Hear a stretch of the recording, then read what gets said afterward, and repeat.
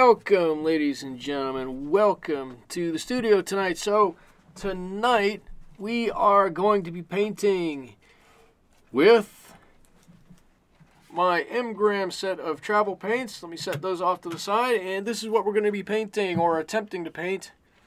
It's a nice purple iris. Let me put my color card up on top and my reference photo off to the side. I have pre-drawn this. I am doing this on a piece of Arches 140-pound watercolor paper, and I am using an Art Select imitation quill paintbrush. It's imitation squirrel hair. It's quite springy and holds quite a bit of water. More about that at some point in the future. So what I'm doing now, or what I'm attempting to do now, is just paint a simple background on this painting. You can see the background in the original, or in the reference photo I should say, is fairly dark back there, and I'm just kind of putting a first layer of this phthalo green. I'm sorry, not phthalo green. This is Viridian. This first layer of Viridian on my painting here, and that's going to be the base for the background. We'll come over that and darken that up as we need to throughout the course of the painting. But I just want to let you know what I'm doing. I do have my paper. It is, of course, taped down to a piece of wood, and we're at probably about a 5-degree angle, so the paint should flow down ever so slightly. Not a lot, but a bit. I'm just gonna keep going and putting on our Viridian around all of these flowers. With any luck, I don't paint too much into the flowers, although I have been known to do that from time to time. And again, with any luck, I won't forget to paint around any of these flowers, also of which I've been known to do from time to time. Should say I just got these brushes. This isn't really a review on these brushes, but I'm trying to figure out this brush. I think in this instance, I should have taken a slightly larger brush. I could have done all of this background work a little bit more quickly had I had a slightly larger brush, one that held a bit more paint and a bit more water. But we'll get through with this one. We'll end up in the same place. Now on the right hand side, you can see that I have darkened my mixture of this Viridian. It's almost at full saturation over here. And I want the far right-hand side of this painting to be quite a bit darker than on the left-hand side, which is why I've made a graded wash out to nothing. I just need to get this in between all of the petals, and we'll get on with painting the flower as soon as we get this done. Here we go, just going around some of these petals. I'm not doing this with any particular rhyme nor reason. Perhaps had I thought about it a little bit more, I would have done all of the work on the right hand side and worked strictly top left to bottom right. Would have been easier keeping the palm of my hand, the back of my hand out of the paint. But since I've already painted in the lower right hand corner, I guess I'm gonna have to deal with it. All right, here we go. We're almost done with everything in the background here. There we go. There's a challenge to get the paint on without getting my hand all full of paint. And right up here, I should say I'm starting to use these quill brushes because it helps me paint in a looser, more flowing style. I feel like when I use the traditional round brush, like the sables or the synthetic sable brushes, that my painting gets too tight, or I try to paint too tight, and I forget that watercolors are a nice flowing medium, and they have just this natural beauty when the paint can do what it wants to do. And so I'm trying to do more of my paintings with these quill brushes that kind of force me to let the paint and the water do what they're going to do, instead of forcing my will on them to try and do what I want them to do. I hope that made sense. Alright, I'm mixing up a little purple. I'm using quinacridone rose and ultramarine blue to do this. I might throw in a little phthalo blue with this also. But here we go. I actually gotten on to painting some of my purple irises purple. I'm going to start with the bud in the back that's not yet open.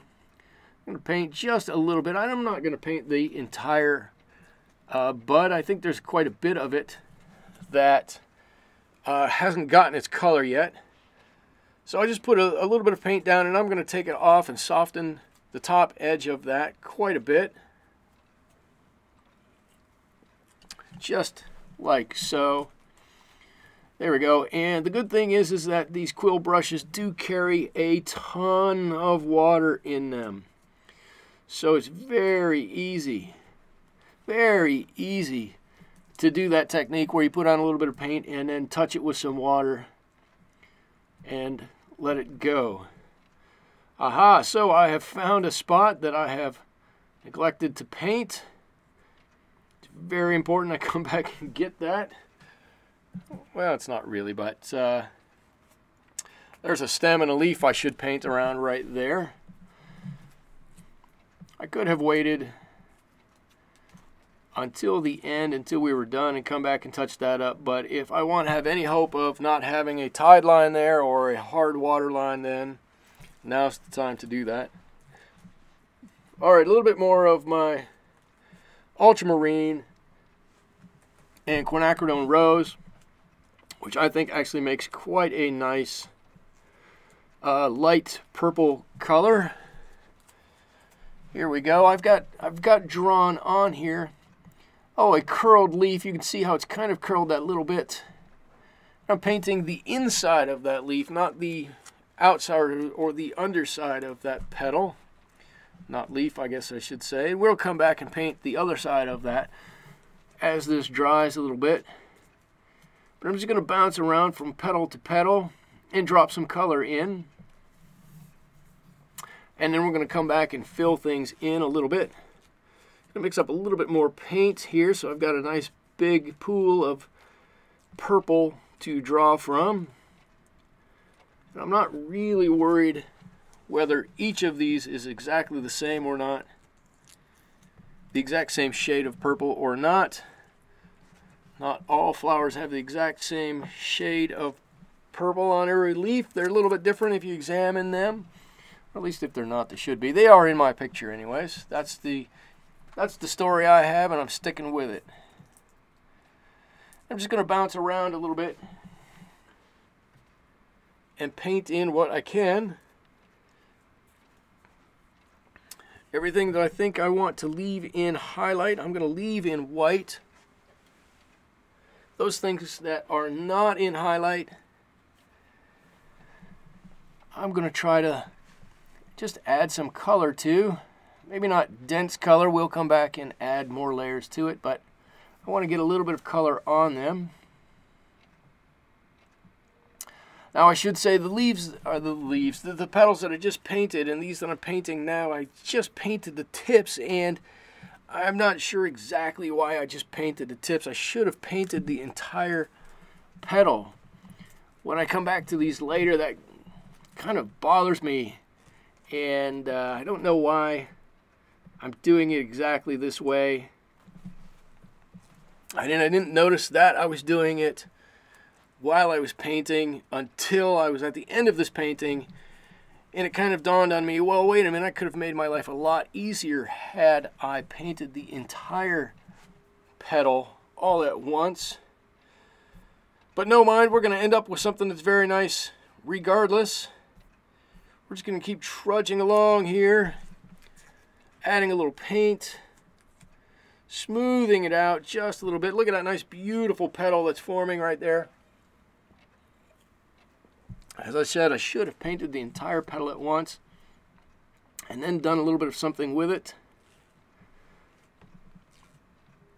But we're going to use that as a lesson learned and maybe do that next time. Right now, we've got other things to worry about. And here it is. It's my next petal.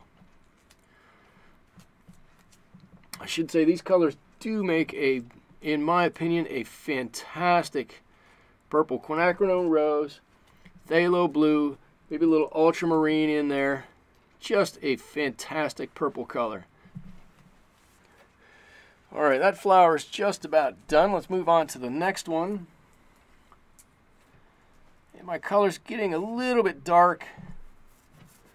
I should try to hang on to the lightness of that. It will dry a little bit lighter, but maybe that's not quite as light as I'd hoped it would be. All it means to me, though, is that I don't have to add quite as much on my next go round. The next layer of paint that I put on here. There we go. Just find where those petals are and put a little bit of paint on there.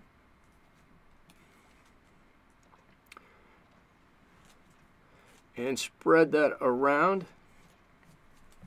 You can see I'm dipping into the water. The water is up in the upper right hand corner.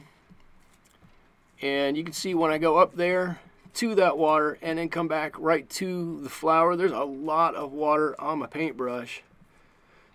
These brushes really do hold quite a bit of paint. Even this brush, which I believe is the smallest one that I have, it's a number 1. There we go. That's quite a bit of quinacridone rose in there. That petal is quite red. In the end, it's going to help to add some variety to our petals. Help it look really quite nice. Just trying to get through and finish this. Take our time to do each petal. Little at a time, little at a time. Okay, now down here underneath, it's a little bit darker. I'm going to add just a touch of our green into there. That's going to mix with that gray and help mix with the green and hopefully flow a little bit. There we go. Purple and green right there where that stem comes in. We're just going to let those mix a little bit.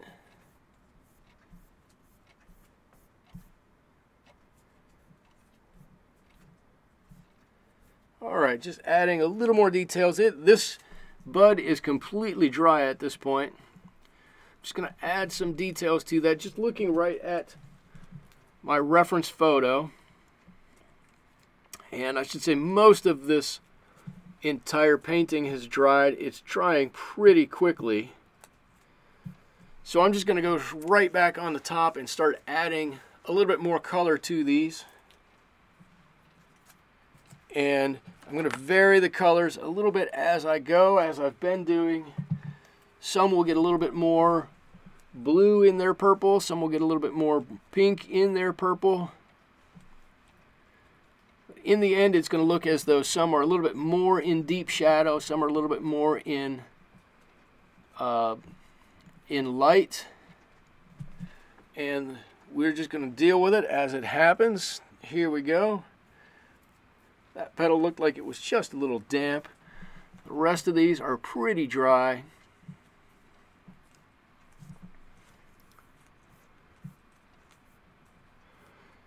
And right down into the center of that flower, right into the heart there. We're going to put some stamen in there before it's all said and done.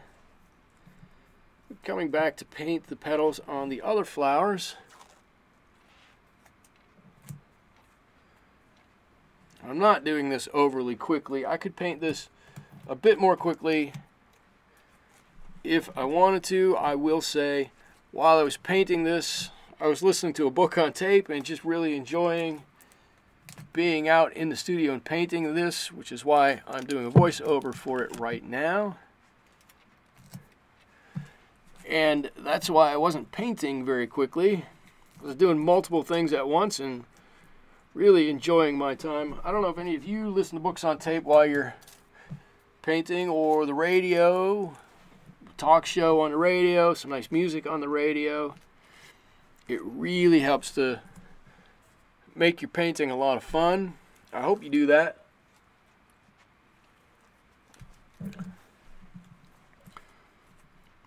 Here we go. Oh, that's a nice pinky color on that one.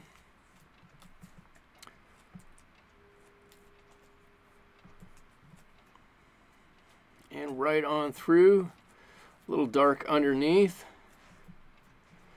And this one, still mixing those colors together.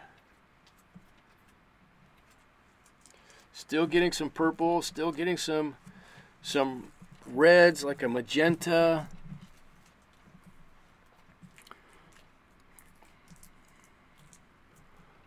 Underneath the petals. It looks like this picture really looks like a mess kind of right now. Flowers are only about halfway done. They haven't come together quite yet. I promise you they're going to come together before it's all said and done. Not all of these flowers have all of the lowlights painted on them yet, so it's hard to see. As we paint a little bit more, you'll see everything start to come together.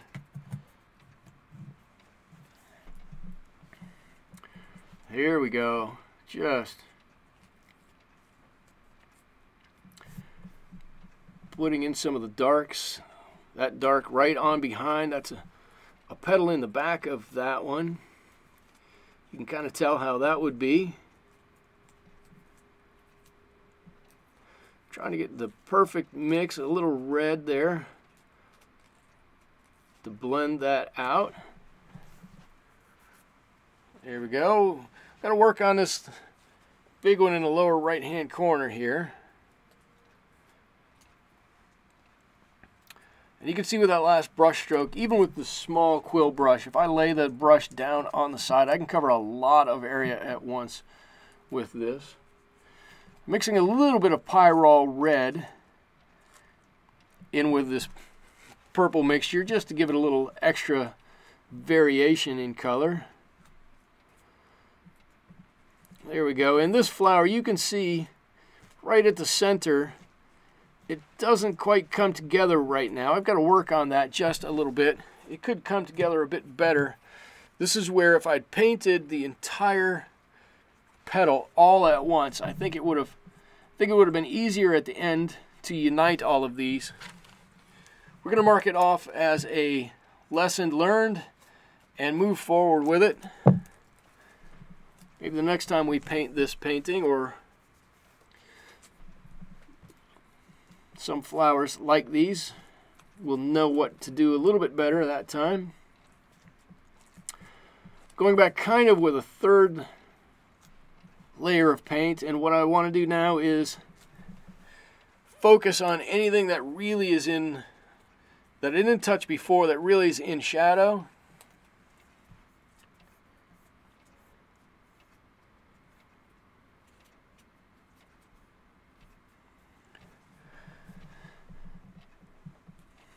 What I'm going to do here is paint in the background even darker, hopefully make those petals pop a little bit more. I said at the beginning, the paint at the lower right hand corner is going to be the darkest. Well, on the whole right hand side, really, it's going to be very dark, and it's going to blend all the way out just like it does now to the left-hand side. And so that's what I'm doing. This is just a very dark, very full second layer of Viridian. I have mixed in a little bit of olive green in there to really help darken it down, but the majority of this is Viridian, which you can make a very dark, very rich color with. There we go. And you can just tap in those petals just like I did with that darker color, and it will give a little bit of texture to the outside of those. Maybe there's a little tear on there. It's not quite a perfect petal. You can add that in with this dark mixture.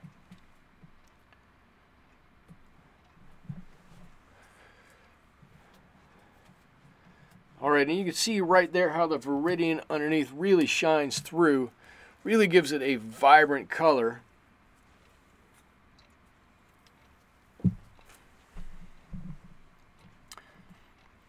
There.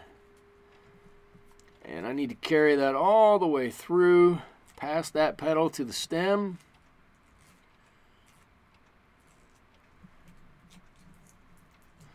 Mixed a little blue in with it here. Just varying the colors a little bit. It's going to seem like there's a bit of a shadow, perhaps, right underneath that flower bud.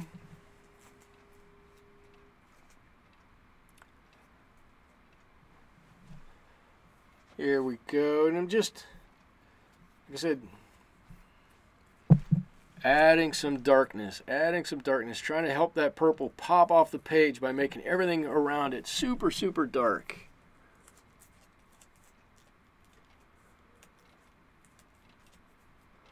And as we work further to the left-hand side, those colors are going to lighten up.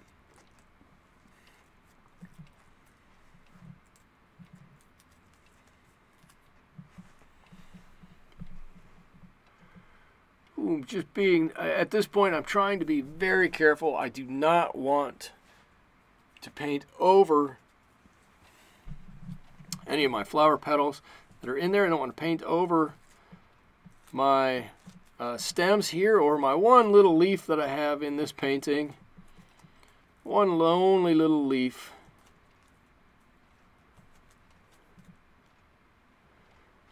Ooh, there we go, right around that leaf. It may not really look like a leaf quite yet, but it will in just a second when I get done painting here.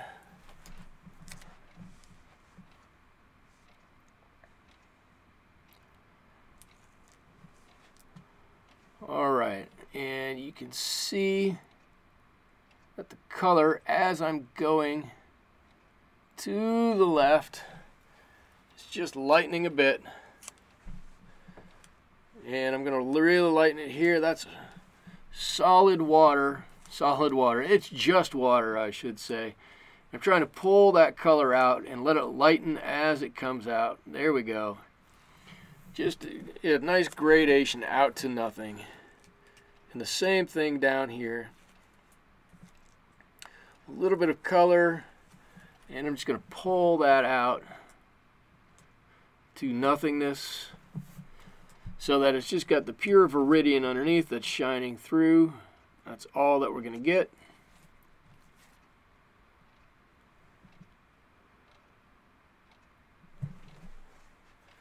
All right. We are getting there.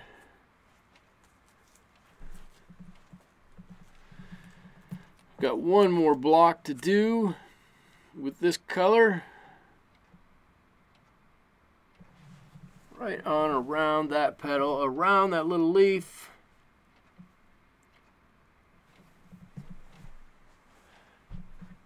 Everything getting a little bit lighter and a little bit lighter the further to the right it goes.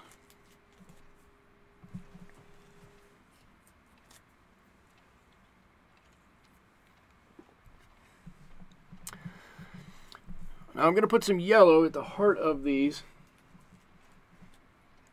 Just a touch on some, a little bit more on others. There we go. And I'm going to draw in some stamen in just a second so that the bees have something to pollinate with.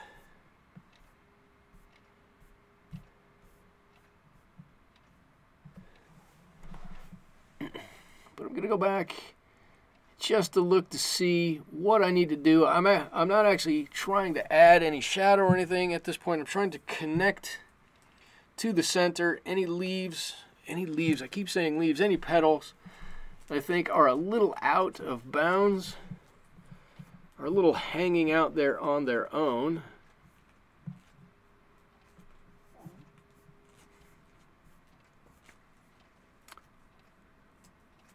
And any place that I think there needs to be a little touch, I'm adding a very light green right now. Those are going to be my stems. It's very light. I don't want you to see too much of those. I just want there to be an indication of them. I think that's good. There it is. And the same thing with this leaf. It's a very light yellowy green, just enough to give you the indication of it there, but not so much that it becomes any part of the focus of this painting.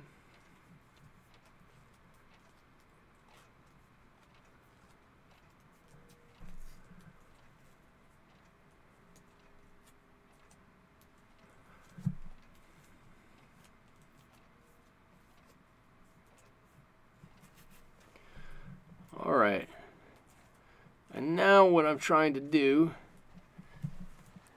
is differentiate between different petals on a couple of these. It's hard to see where one petal starts and another petal stops. All I want to do is put in a couple of lines to make that easier to see. There we go, come on. And hopefully with these little additions, those petals will separate them by themselves and it'll look more like a cohesive flower.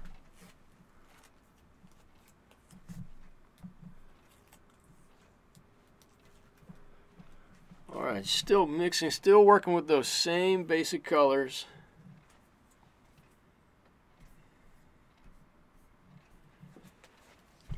And here we go. I'm gonna just put on a little bit of paint and in a couple of instances soften one edge of them.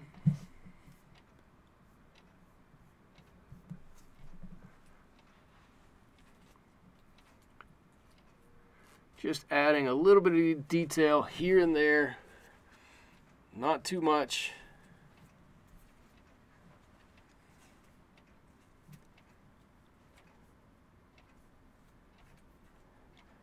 Here I need to soften that out a little bit.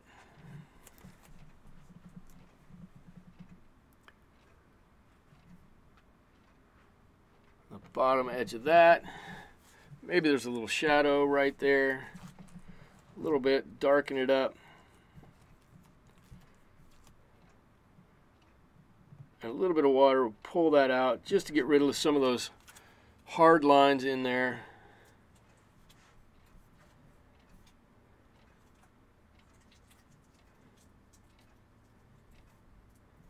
And that's about it. We're about done with that. So here's what we've come up with. After everything has dried, I'm going to take my white liner pen. This is I think this is a Sanrio white pen. I'm just going to draw in some stamen on there. A few on each one. I'm going to just kind of point those up towards the sky a little bit.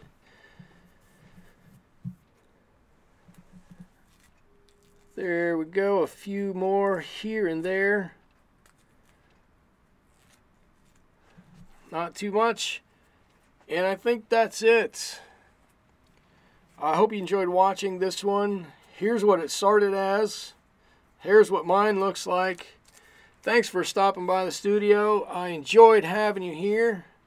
I can't wait to see you back here again next time. Thanks so much for stopping by.